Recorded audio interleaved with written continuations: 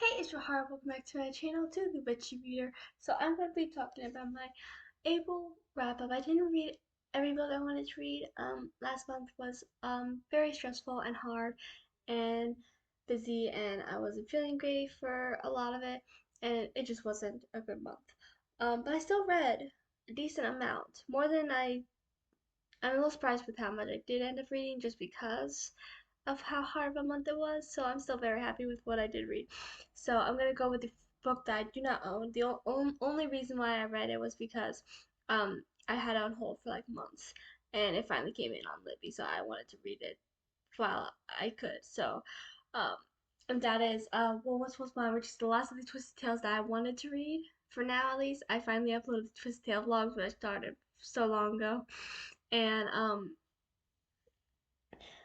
it's the Rapunzel tail or Tangled, whatever, and uh, it was good. I rated it 4 stars.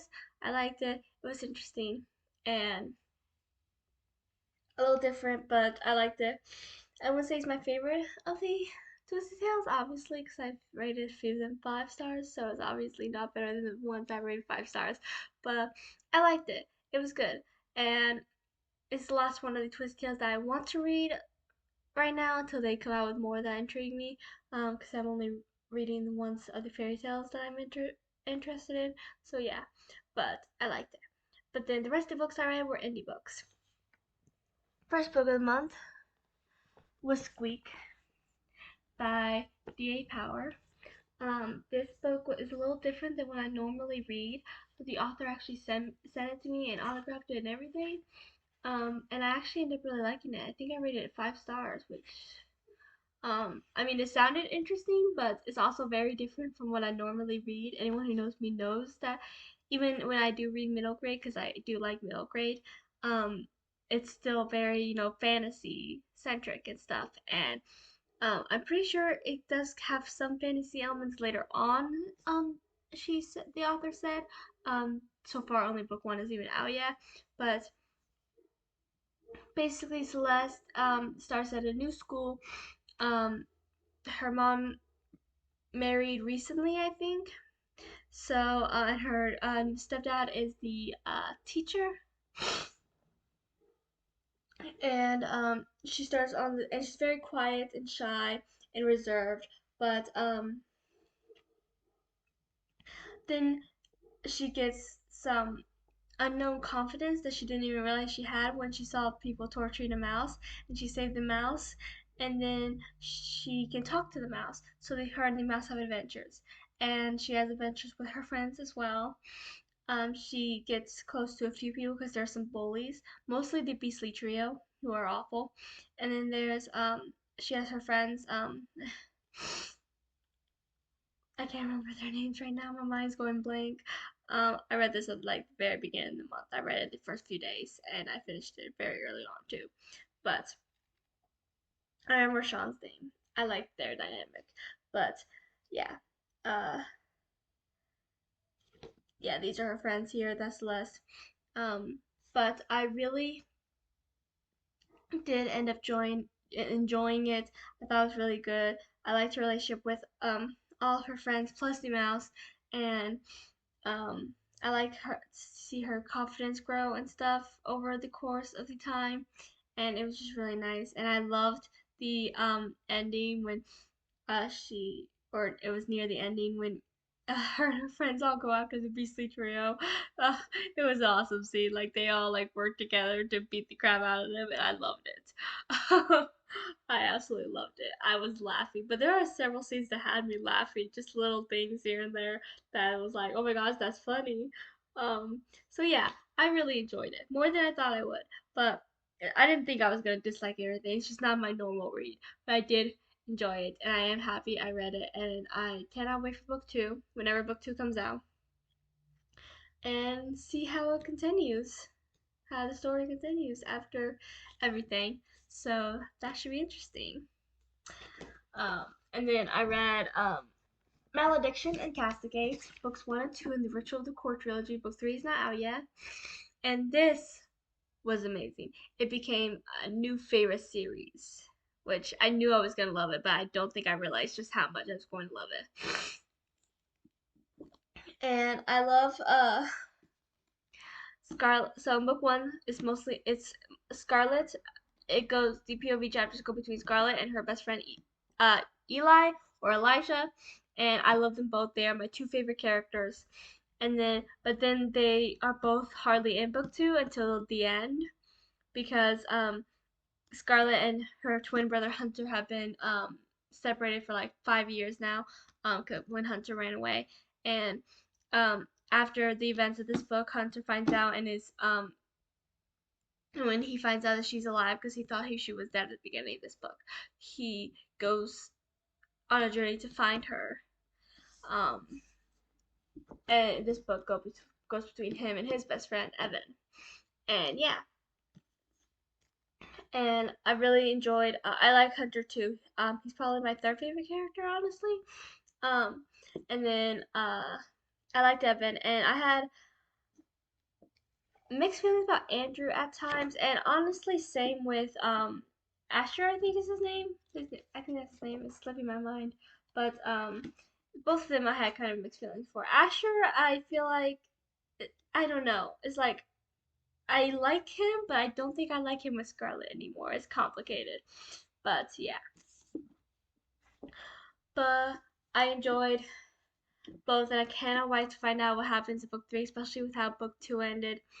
The fight with the enemy to only the enemy isn't actually destroyed, and it's very, very good. And I loved how it unfolded and how they reunited. And I love how it wasn't when they did reunite, and trying not to be too spoilery in this. I did a whole review on both books and on Squeak, so you can find them. Plus, I have an indies reading vlog going on, which I have not yet uploaded because I have not finished the indie books that I want to read for the vlog. So that will come up as soon as I can once I finish those indie books. But I lost my train of thought. I got off topic. But oh, they're reunited. I figure when they would reunite, it would be all heartfelt and they would just be so happy to see each other again. But I like that it wasn't. I mean, they were happy to see each other again, obviously, but I like that it was more. I don't want to say bittersweet. I feel like that's the wrong word, but it's like they were obviously happy to see each other again because they love each other and they miss each other. But then there's also Scarlet being mad at him for running away and leaving her for 5 years and the hell she went through after he left her. Like she had to deal with their mom who's is an addict, their dad in prison, and then not to mention the events that happened in book one when very her uncle who basically is the leader of a cult takes her away to go live with him and he's a jerk, and then all the events that he puts her not only does he put her through but also some of the townspeople put her through. Of course they put Elijah through it too. I just don't think it was as bad, but yeah. So she was still angry at him. And I just love that. Like it's like even though she's happy to see him and she has loved it, she does still love him and she has missed him, which because he is mentioned a lot in book one, even though you don't actually meet him. Well, technically you see him in the epilogue, but only for like a hot minute before the book ends. Um, but I just like that the reunion isn't all sweet and I miss you so much and hugs and stuff because there's still some water on the bridge that hasn't been dealt with, and I like that it they did address the anger that Scarlet felt at her brother for leaving her with everything that was going on in their lives. Like he just left her to deal with it on her own. Not to mention the stuff that happened with her uncle, forcing her to go to this cult. Because I swear it's a cult. It's a cult, I tell you. It's never stated to be a cult, but it is a cult. The author even said when we were talking that it is a cult. It is a cult. But, I almost dropped the book. Okay. But yeah, so, uh, I like their reunion was, I guess, bittersweet. I guess I'll say bittersweet. I still don't feel like it's the right wording. But I guess it kind of was bittersweet because yeah, they were happy to see each other, but at the same time, Scarlett was still angry at him, and she had every right to be. So yeah, I did like book one a little bit more though. I feel like I liked the characters more and the storyline more. But I did still really love book two, and I'm very excited for book three. Especially we're gonna get back into Scarlett's POV. I liked Hunter's POV, but Scarlett's my favorite character, and Eli's my second. So I want more of them. But I do want more of Hunter and Evan as well, and I'm excited to see more of them as well. So yeah. And then I read book one of The Warriors of Bria. I never did say the author's name, did I? This is by Katarina King. Definitely recommend. Um, the book one is The Lost King. Book one of The Warriors of Bria by T.M. Cole, and this was really good too. I started book two. I wanted to finish it last month because I was pretty sure I won't be able to finish the series. I mean, there's only 4 books out, and there's supposed to be 5 books in the series. Fifth one is not yet out. And I wanted to finish all 4 books that are out. But I could, and by the when it was nearing the end of the month, I knew I couldn't. But I was hoping to at least finish book one, but then I end up getting sick, and I'm still kind of getting over being sick. So because of that, I wasn't able to finish it, but I did get to page 107.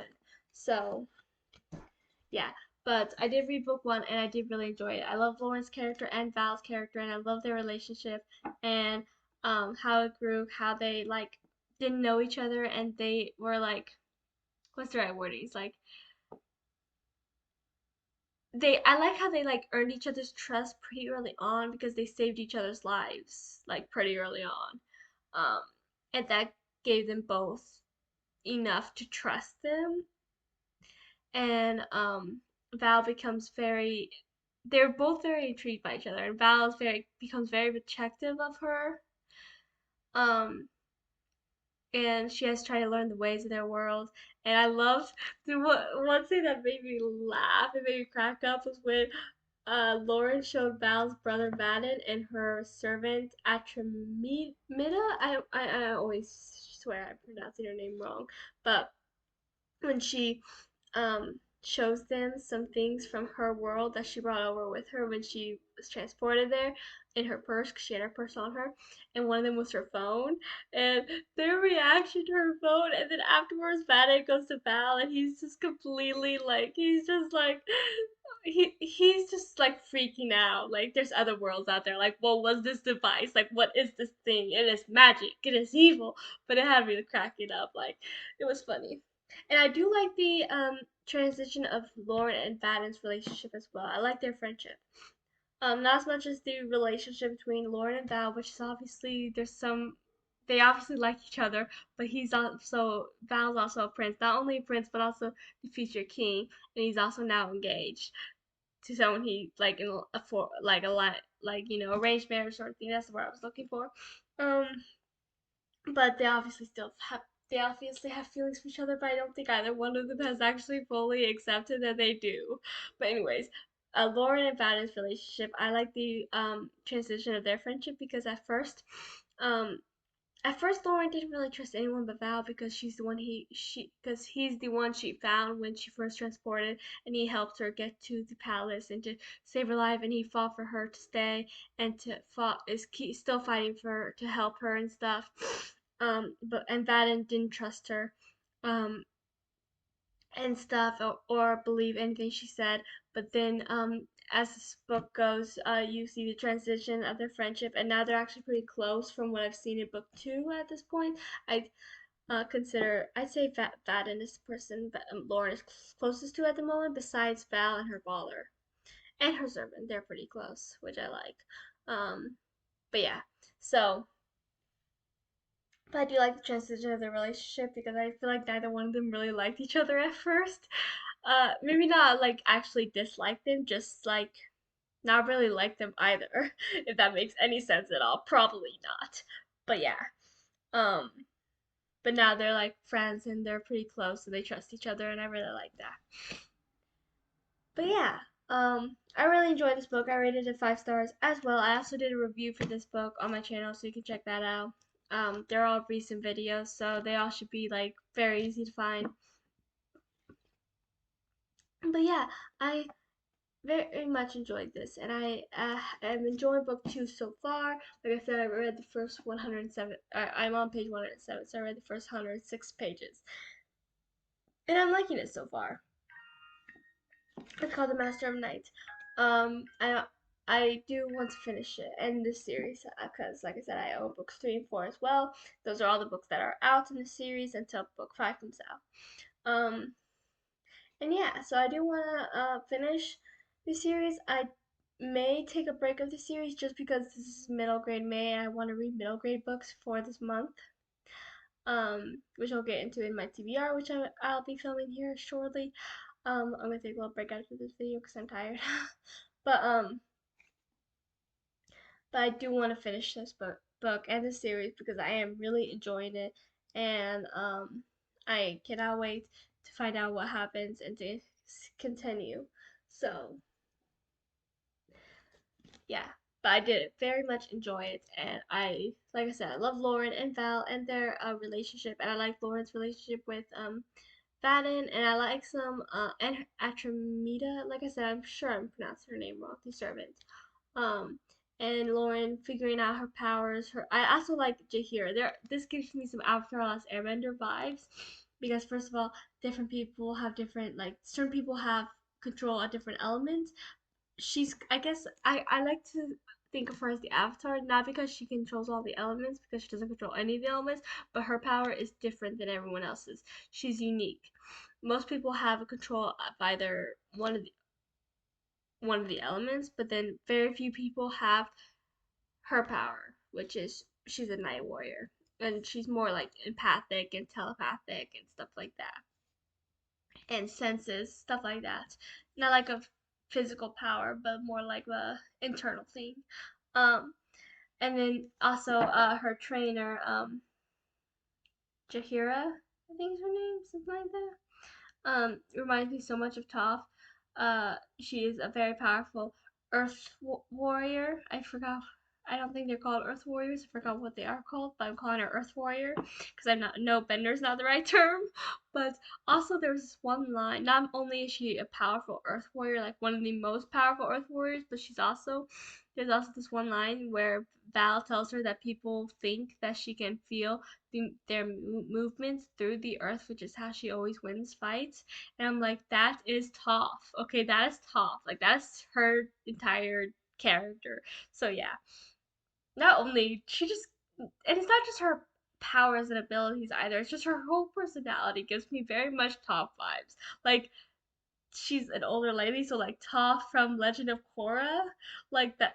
It just gives me so much Toph vibes. But yeah, I did love this book, and I'm excited to continue book 2 and finish the series because it is really good.